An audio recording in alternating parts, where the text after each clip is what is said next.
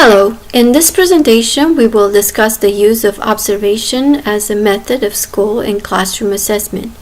We will define this assessment procedure, differentiate different purposes of observation, and describe three different recording systems: anecdotal notes, checklists, and rating scales. We will compare these three systems and discuss the advantages and disadvantages of using observation as an assessment tool. Everybody is familiar with the term observation.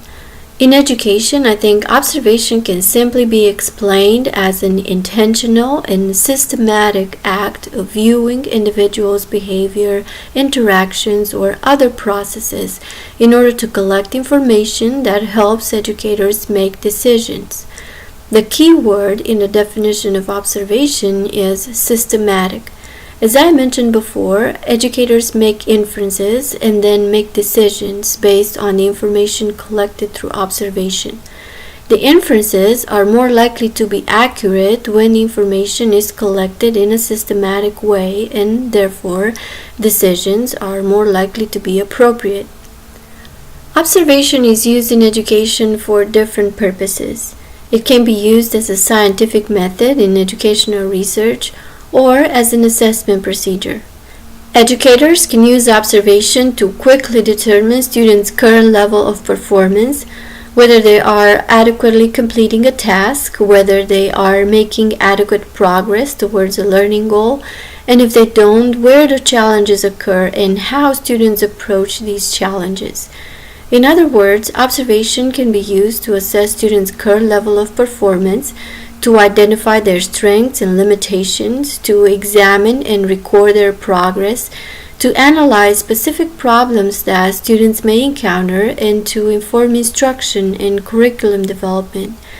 Of course, other assessment procedures such as interviews or tests are also used to collect information and to inform instruction.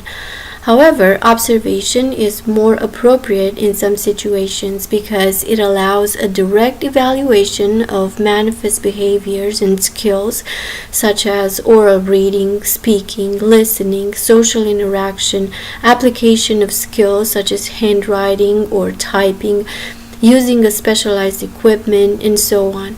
Such skills and behaviors lend themselves to assessment through observation. Educators have different purposes in mind when they observe students. Sometimes educators need to keep track of any event that might occur, so they conduct open observations. This is especially helpful, for instance, when evaluating student behavior, and educators need to collect information on the frequency and context in which certain behaviors occur. Educators usually need to do this for problem behaviors, disruptive or undesirable behaviors such as name-calling, fighting, and so on, but they can also do this for positive behaviors. After collecting data on every event, they may see some patterns and may be able to determine what triggers these behaviors. The purpose of the observation determines the format of record keeping. In this case, because educators do not have specific expectations, they use anecdotal records, which have an open-ended format. In other situations, educators need to determine whether certain behaviors or skills are present or absent. For instance, if kindergarten students can tie their shoes or not. In this case, the observer already knows what he or she is looking for, so the observation is focused on specific behaviors or skills. In such situations, checklists and rating scales are used. Each one of these methods has advantages and disadvantages, and are more appropriate in some situations than others. As I mentioned before, anecdotal records are used to document and describe an unpredicted event. Sometimes such events are important to remember because they can help identify patterns. They can help explain certain behaviors, or they can be indicative of students' progress. For instance, documenting the first time a student with autism has the initiative to communicate with another student in an appropriate way. This behavior indicates progress, and it's important to document when and in what context it occurred. Similarly, the teacher may want to write an anecdotal note the first time a student volunteers to read for the class after refusing to read aloud for several weeks. Because an anecdotal note records spontaneous events, the content cannot be pre-planned. However, the person who writes the notes should make sure to include the name of the student, the name of the observer, the date, time, and setting, and a brief description of the event.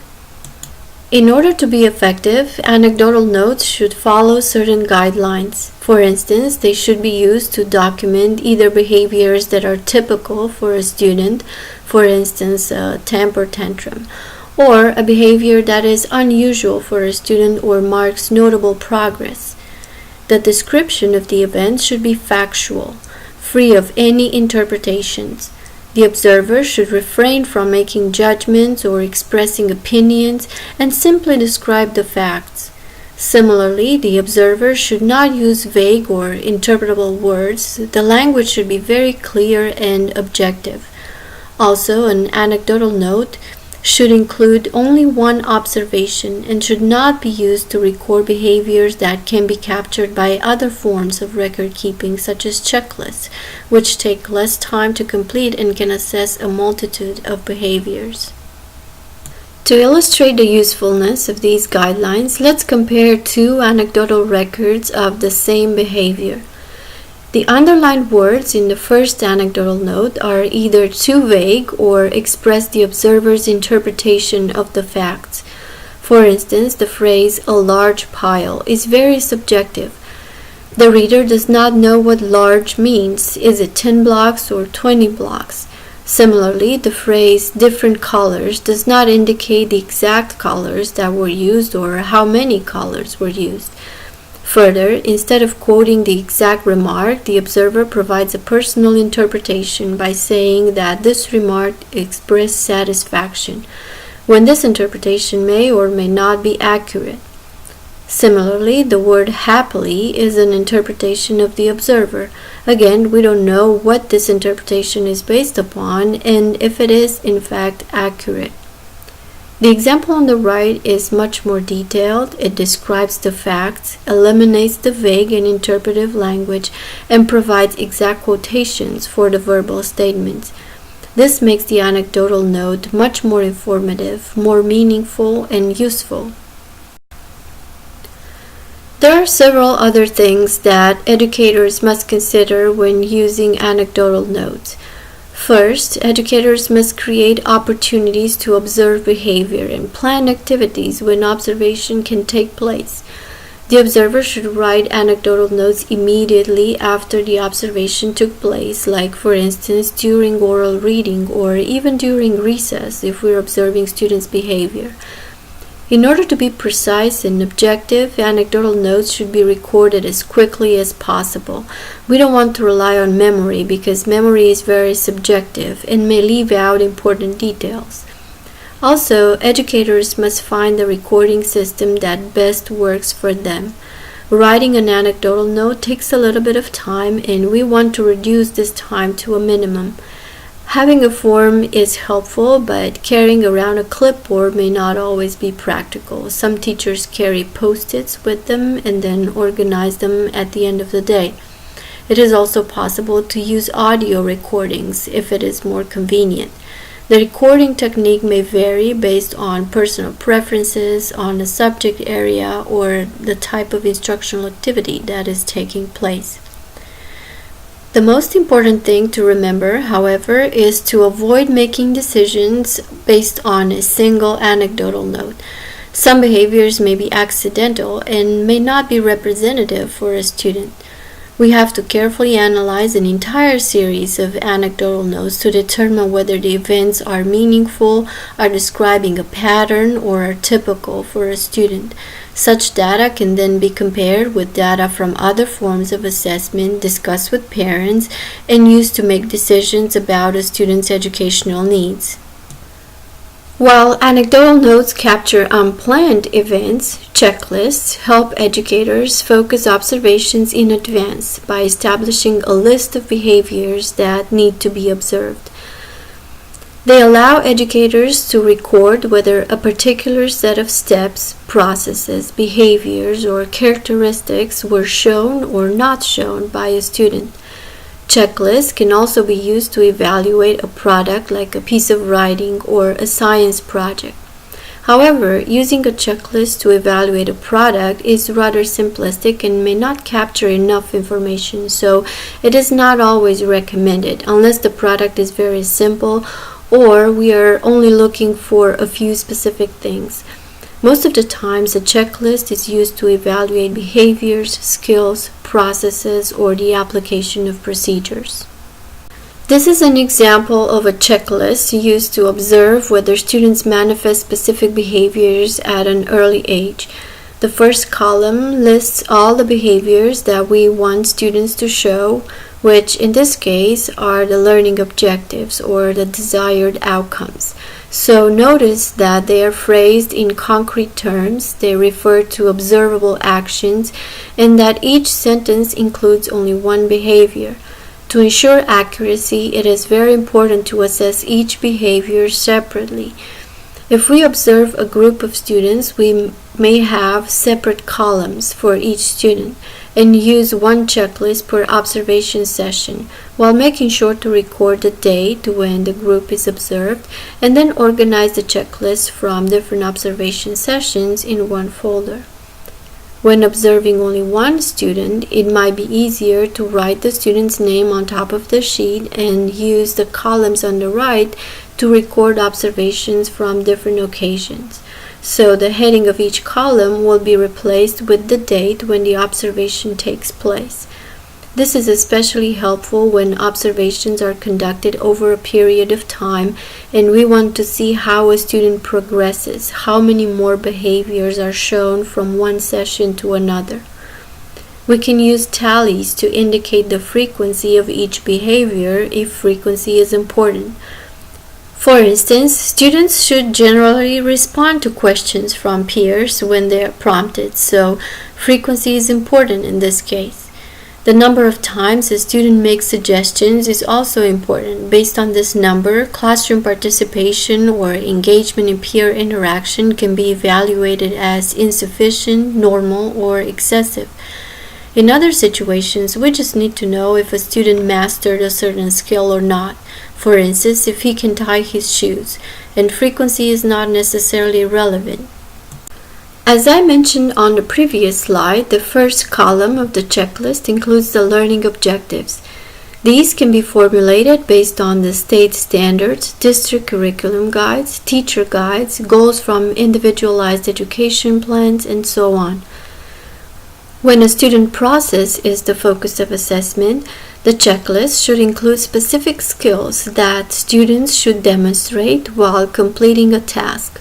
So different features of a student performance are marked as present or not present. Teachers can give students these checklists before they are being evaluated. This way, students will be aware of all the criteria for evaluation, so they will know what to pay attention to while completing the task and will better understand the evaluation process. It makes the assessment process very clear. They will know exactly what their score represents and they will perceive the evaluation process as fair. They may even be able to self-evaluate their performance using the checklist. This type of checklist is very useful for evaluating skills that cannot be assessed using paper and pencil tests. And these skills may vary based on the subject area, for instance, oral reading, speaking, typing skills, playing an instrument, or singing, and so on. While checklists indicate whether some skills or behaviors are present or absent, rating scales require the observer to estimate or to judge the degree to which a student demonstrates a particular behavior, skill, or attitude. So rating scales, just like checklists, include a series of behaviors, skills, features of a product, or other learning objectives, but for each item, several levels of performance are specified, and the rater must indicate which level of performance was observed. This is an example of a very simple rating scale used by an elementary school teacher. You can see that learning objectives or criteria for evaluation are listed on the left column. What I like about this rating scale is that evaluation criteria are very concise. They're very simple and clearly formulated. Another plus is that the ratings, which can range from 1 to 4, are defined. However, there is room for improvement in the explanation of these ratings.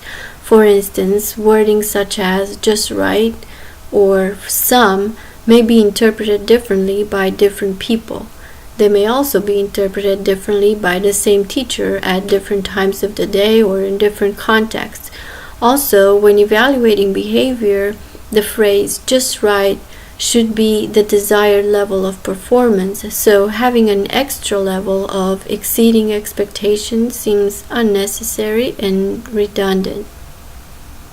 This is another example of a rating scale. You can see that learning objectives or criteria for evaluation are listed on the left column. They're also grouped in categories in this case, which makes it easier to summarize the results. The next 4 columns are used to indicate the degree to which each behavior or skill was shown: never, rarely, some of the time, most of the time, or all of the time. Another positive characteristic of this rating scale is that it has an area for comments where teachers may provide explanatory notes. This is not, however, a perfect rating scale. While learning objectives are very clearly formulated, the levels of performance leave a lot of room for interpretation. Never and always are very clear, but sometimes and rarely are words that can be interpreted differently by different people. For instance, rarely may mean 1 or 2 times for one teacher, 10% of the times for another teacher, or less than half of the times for another teacher. Even the same teacher may rate a student's performance differently in different contexts. For instance, in a class where most students have high reading levels, 50% of the times may be rated rarely, whereas in a class with greater variation in student reading skills, 50% of the times may be rated sometimes.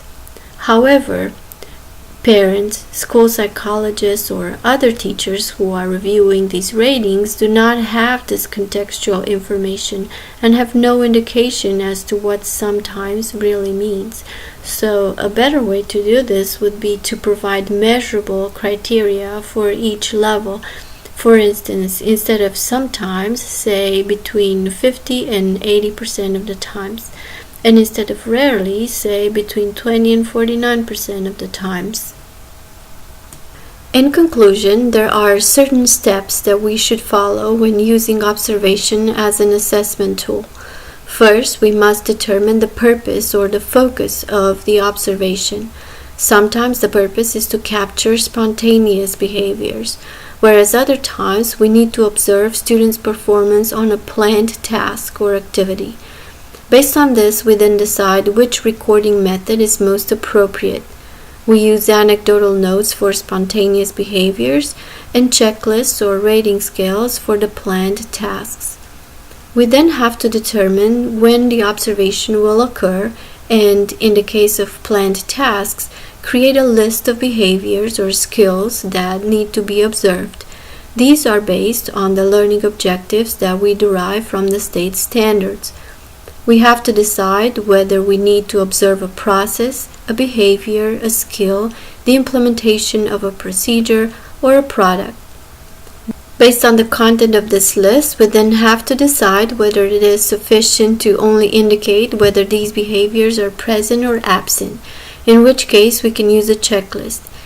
If this information is not sufficient and we need to indicate different levels of performance, a rating scale is more appropriate. Observation is used very frequently in classrooms and schools because it provides instant feedback. It requires few resources and provides critical information on students' progress. Observation is very useful with younger students who cannot yet complete written assessments and also with students with special needs. While it is very helpful, especially as a formative assessment tool, several factors may influence the validity of the inferences made based on observation. One issue is the observer's subjectivity. Observation scores may be influenced by the observer's background, dispositions, preconceived ideas, bias, expectations, level of expertise and professionalism, and so on.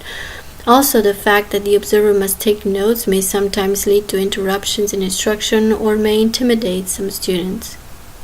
In this presentation, we discuss the use of observation as a method of school and classroom assessment. We defined this procedure, differentiated different purposes of observation, and described 3 different recording systems. We compare these 3 systems and presented advantages and disadvantages of using observation as an assessment tool. I hope that the explanations and the examples provided were helpful.